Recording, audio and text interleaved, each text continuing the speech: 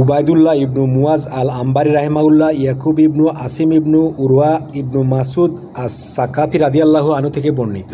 তিনি বলেন, আবদুল্লাহ ইবনু আমর রাদিয়াল্লাহু আনহুকে আমি এই কথা বলতে শুনেছি যে একদা জনক লোক তার কাছে এসে বলল, এ কেমন হাদিস আপনি বর্ণনা করেছেন যে এত এত দিনের মধ্যে কিয়ামত সংঘটিত হবে?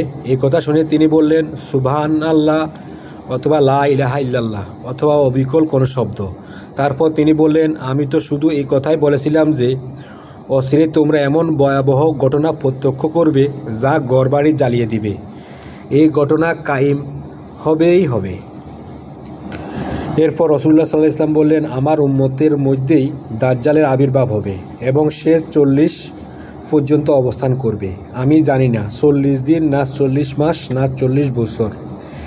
এ সময় আল্লাহ রাব্বুল আলামিন মারিয়াম তনয় ঈসা আলাইহিস সালামকে প্রেরণ করবেন। তার আকৃতি উরওয়া ইবনু মাসুদের অবিকল হবে। তিনি দাজ্জালকে সন্ধান করে তাকে ধ্বংস করে দিবেন। তারপর 60 বছর লোকেরা এমনভাবে অতিবাহিত করবে যে দু ব্যক্তির মধ্যে কোনো শত্রুতা থাকবে না। তখন আল্লাহ তাআলা সিরিয়ার দিক হতে শীতল বাতাস প্রবাহিত করবেন। ফলে যার হৃদয়ে কল্যাণ বা ঈমান থাকবে এ ধরনের কোনো লোকই এই দুনিয়াতে আর বেঁচে থাকবে না, বরং এ ধরনের প্রত্যেকের জান আল্লাহ তাআলা কবজ করে নেবেন। এমনকি তোমাদের কোনো লোক যদি পর্বতের গভীরে গিয়েও আত্মগোপন করে তবে সেখানেও বাতাস তার কাছে পৌঁছে তার জান কবজ করে নেবে।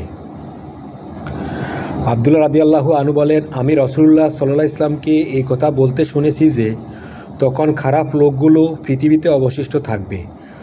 দ্রুতগামী পাখি এবং জ্ঞানশূন্য হিংস্র প্রাণীর ন্যায় তাদের স্বভাব হবে। তারা কল্যাণকে অকল্যাণ বলে জানবে,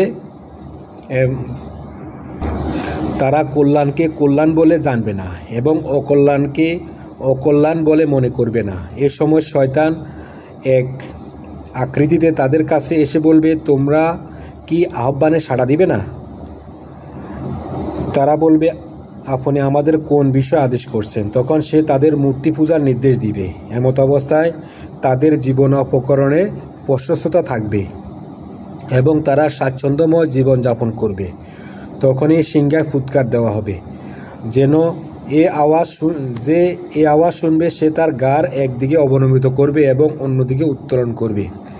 এ আওয়াজ সর্বপ্রথম ওই লোকে শুনতে পাবে যে তার উটের জন্য হাউস সংস্করণের কাজে নিযুক্ত থাকবে।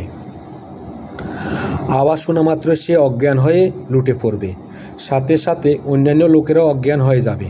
অতঃপর মহান আল্লাহ শুক্রফুটের অথবা ছায়ার ন্যায় বৃষ্টি বর্ষণ করবেন। বর্ণনাকারী নুমান রাহিমাহুল্লাহ সন্দেহ প্রকাশ করেছেন, এতে মানুষের শরীর পরিবর্ধিত হবে, আবার সিংহায় ফুৎকার দেওয়া হবে। অকস্মাৎ তারা দাঁড়িয়ে তাকাতে থাকবে। অতঃপর আহ্বান করা হবে যে, হে লোক সকল, তোমরা তোমাদের প্রতিপালকের নিকট আসো। অতঃপর ফেরেশতাদের বলা হবে, তাদেরকে থামাও, কারণ তাদেরকে প্রশ্ন করা হবে। তারপর আবার বলা হবে, জাহান্নামী দল বের করো। জিজ্ঞেস করা হবে, কতজন? উত্তরে বলা হবে, প্রত্যেক 1000 থেকে 999 জন। অতঃপর তিনি বললেন, এই তো ওই দিন যেদিন কিশোরকে পরিণত করবে বৃদ্ধে, এবং এই চরম সংকটাপন্ন অবস্থার দিন।